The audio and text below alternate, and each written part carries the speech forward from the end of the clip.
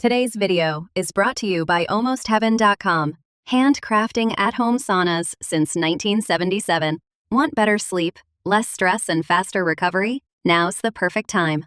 Shop saunas, cold plunges, hybrids, and accessories. Use our exclusive code at checkout to save 5%. Link below. Bo, I'm super excited about today's talk, and I think today's excitement has to do with the title of today's talk, and that's enthusiasm. Enthusiasm is a level of, emotion or energy in what you're trying to accomplish. Can we talk about how some of our previous topics lead into the word enthusiasm and what it means?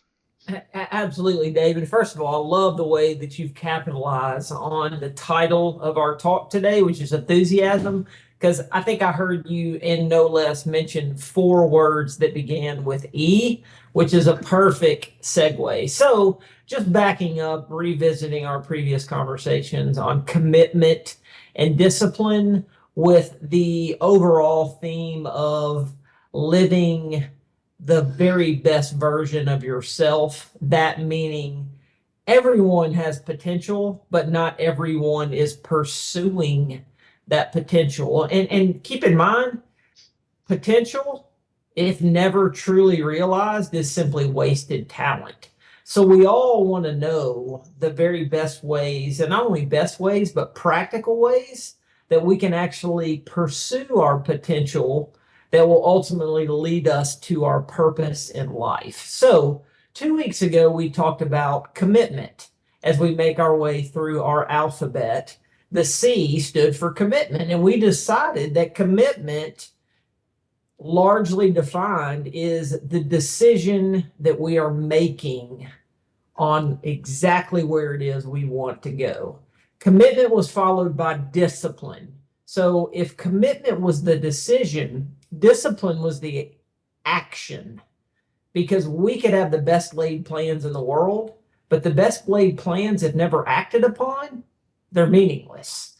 So the C of commitment was the decision. The D of discipline was the action, which brings us to our topic today of enthusiasm, which serves as our E. Enthusiasm is the actual energy that allows us to continue in our discipline when we don't always feel like doing what it is that we've committed to doing. And we discussed last week that feelings are irrelevant. Feelings come and go.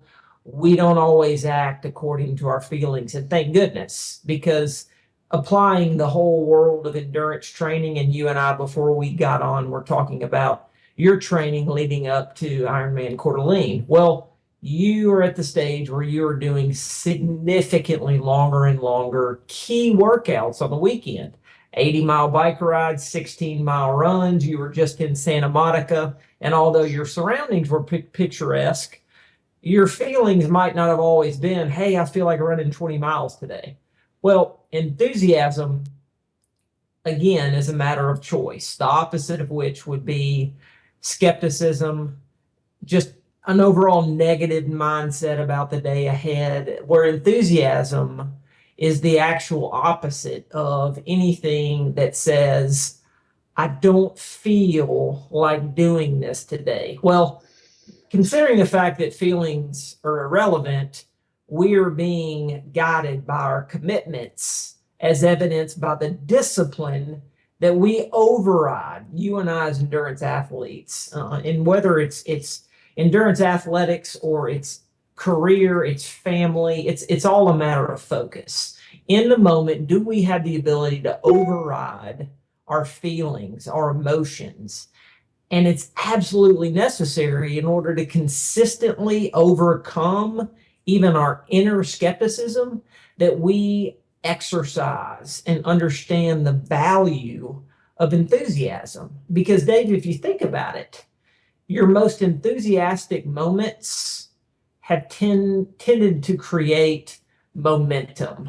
The first time you crossed the finish line of an Ironman triathlon, you thought, wow, I can't believe what I had just done. Now, your body had been through the training over the previous months. You had put yourself literally through hell in order to prepare for this event. But the euphoria that you experience when you cross that finish line, that's just not something that you could experience or reproduce in your training. It's in that moment where you cross that finish line, where your enthusiasm is at an all-time high, and is evidenced by the 4 other Ironman that you completed since that first one. Enthusiasm allowed you to continue to put yourself through hell to prepare for the next one. And I'm willing to bet that your second one was better than your first one, but your second one would never have been possible if you did not allow yourself to experience that enthusiasm that goes with accomplishing your goal. Because whatever gave you the idea to complete an Ironman, in the beginning, it started as a commitment. You made a decision to complete a 2.4-mile swim, a 112-mile bike, and a 26.2-mile run. What the world and society in general would classify as crazy insane. And you did what it took, which is the discipline, because I'm willing to bet that along the way, there were several days where you did not feel like swimming, biking, or running. But you had the ability to override that feeling. Again, feelings are irrelevant. And on the other side of that discipline, you allowed yourself to gravitate towards enthusiasm, which explains your track record as an Ironman triathlete. Now, you and I are using the sport of triathlon as an analogy, but we all, in the grand scheme of life, experience setbacks. We all experience adversity. We all experience obstacles. It's the enthusiasm that allows us to turn our obstacles into opportunities, our adversity into advantages, and our disappointments into delights. None of that is possible without the mindset of enthusiasm. And a great way to remember the importance of this concept we're talking about today is, let's just consider the last 4 letters of the word enthusiasm, which is IASM. So if you can picture it out, spelling it on the wall, IASM simply stands for I am sold myself. Now, I don't necessarily want to go so far as to say this is the fake it till you make it mentality, but enthusiasm has a sound, and it's all based on belief. Do you believe that you have the discipline, as we discussed last night, to turn your commitment into a reality? Which is why we're discussing the importance of being energized along the way by taking on the mindset of enthusiasm. Now, the base of enthusiasm is that energy and that mindset, and sometimes it's hard to keep that fire going, whether it's the commitment you've already previously made to follow through on your goals, and then even the discipline to take the action to do so. How do you maintain this level of enthusiasm and energy? Because the first thing that comes to mind is mindset. You have to have a strong mindset to maintain a certain level of enthusiasm, which takes energy. Well, so that's a great point, and just to elaborate on the importance of mindset, there are 2 opposite extremes that most of the world can relate to as far as mindset is concerned. And on one end, you have the scarcity mindset, which carries the belief that you were born with all the ability/talent that you will ever assume. And because you have a limited amount, you are a little hesitant to pursue any wild, big-eyed dreams that are outside the friendly confines of your comfort zone. So the scarcity mindset is definitely not one that you and I, or hopefully our listeners, can relate to. Whereas on the opposite end of the extreme, we have what's known as the abundance mentality, which simply says, if you find yourself being the smartest person in the room, you have done yourself a tremendous disservice, because the abundance mentality is there is always more for the taking.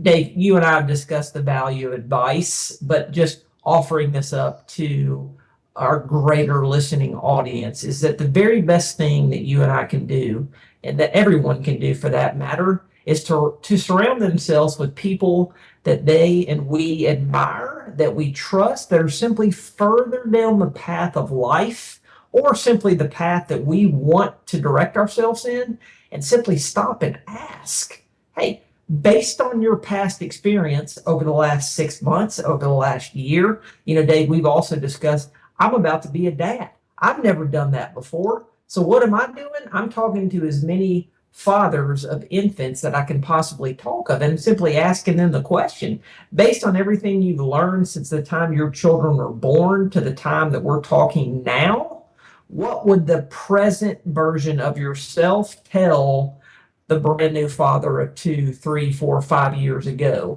So the abundance mindset simply communicates the fact that I am not only willing, but I am enthusiastic about learning, because nothing in life is good or bad except by comparison. And so if I had no experience in a particular area, the only way that my mind can think to gain that experience is not to read about in a book, not to research it and study it till there's no time left in the day, but it's just simply to stop and ask, based on your past experience, if you were me and had it to do all over again, how would you advise me to proceed in the discipline that it's going to take to close the deal on the commitment that I made to be a new father, to finish an Ironman in less than 9 hours, to provide a certain amount of income every single year for my family, whatever the goal may be. The enthusiasm is what is absolutely necessary to keep your head in the game when you don't always feel like doing it, because we're all human, we're all prone to negative influences. And thanks to the media, we're reminded on average, and this is mind boggling. I actually read a report this week that today, compared to 1945, our average hourly consumption of media has gone from 4.8 hours in 1945 to 9.8 hours today. That we are told over 360 times a day that we don't have this, that we need this from our traditional media channels, being TV, radio, internet, newspaper, and magazine. So in order for us to be able to tune that media out, it's a matter of carrying that enthusiasm, because keep in mind, positive news isn't necessarily a best-selling. We always want to hear about that juicy negative scandal that happened so we can spread that gossip. Well, that does us no favors when it comes to discipline, and it certainly doesn't put us in an opportunity to keep the commitments that are most important to us. Rather, enthusiasm is what will provide us with the energy to stay on that path of the straight and narrow that will lead us ultimately to where we want to go. Because once we arrive at where we want to go is when we truly reached the purpose of our creation, which is to simply turn around and share that with others. Because there is no such thing as original knowledge. Everything that has been gained has been shared by those that have gone before us. Enthusiasm is what keeps us in the game when every fiber of our being says stop, says quit, says I can't take it anymore. As we kind of recap here in the next couple of minutes, I think this is something you would endorse, is that when you do get off track and you lose that energy of enthusiasm, it's good to circle back around and either on your list that you've written down somewhere and remind yourself of the commitment you've made and the discipline that's necessary to fulfill that commitment. So if you can kind of wrap this up on how those all tie together, and if you do lose some of that momentum of enthusiasm, it's important to come back and have a reminder, even if it's with yourself or someone you get that advice from. No question. And Dave, that's a great question just to conclude our time together is that not only is it important that you realize it, but it's important that you recognize that it's a reality. The fact is, your plans are not always going to go according to plan. As you move closer and closer to your potential, which simply is what we call the pursuit, rather than just sitting on your hands, listening to other people tell you how you should do something, how you should change careers, how based on as fast as you run, you should do a marathon. Well, if you never make that decision yourself to pursue your potential that the world is informing you of, you will never arrive at the purpose that you were created. But in the interim, it's ever so important that not only you understand that pain is going to occur the minute you start to pursue that potential, but that it is inevitable. And so not only that you realize it, but you plan for it. So, and again, in the context of your race, your triathlon race in Coeur d'Alene that happens roughly 5 weeks from now, even though you've done it 3 times and you know the course like the back of your hand, something inevitably is going to happen that's going to throw you off, that's going to take you for surprise. And rather than being completely thrown off your plan, which when we're surprised by adversity, we tend to react in less than ideal circumstances. And you think about the general concept of decision making.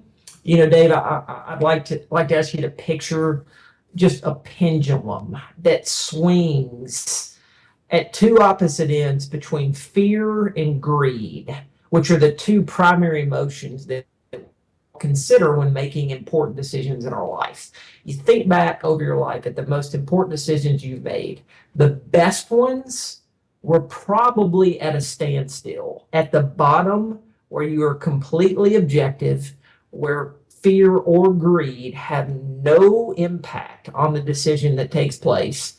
You've had time to think about it. Well, as opposed to making a harsh, on the spot decision when you're fearful or when you're greedy. Those tend to work out, well, let's just say not so good all the time. So when it comes to the pain that you're going to experience, it's important that you tell yourself, hey, as I get closer to realizing my potential, pain is simply a sign or an indication that I'm on the right track. And the way that I keep myself committed to the discipline that I've decided ahead of time is to practice enthusiasm. It's the same way that you need a gel or a goo at mile 20 on the run of an Ironman triathlon. Your body is going to shut down if you do not take in that energy. Well, as much as we want anything in life that we currently don't have, if we're pursuing that want, or it could be a need, and we do not stop to remind ourselves of the value or the reason that we're pursuing that, and that reason, that value, that energy is enthusiasm. Again, it's I am sold myself, at least to the extent that I'm telling myself internally that no matter how much this hurts, I'm keeping my perspective long-sighted and I'm picturing in my mind the result. Because on the other side of the discipline that I've committed to is the purpose of my passion. Bo Parrish, another excellent talk, and today's topic has been enthusiasm. Great job. Thank you.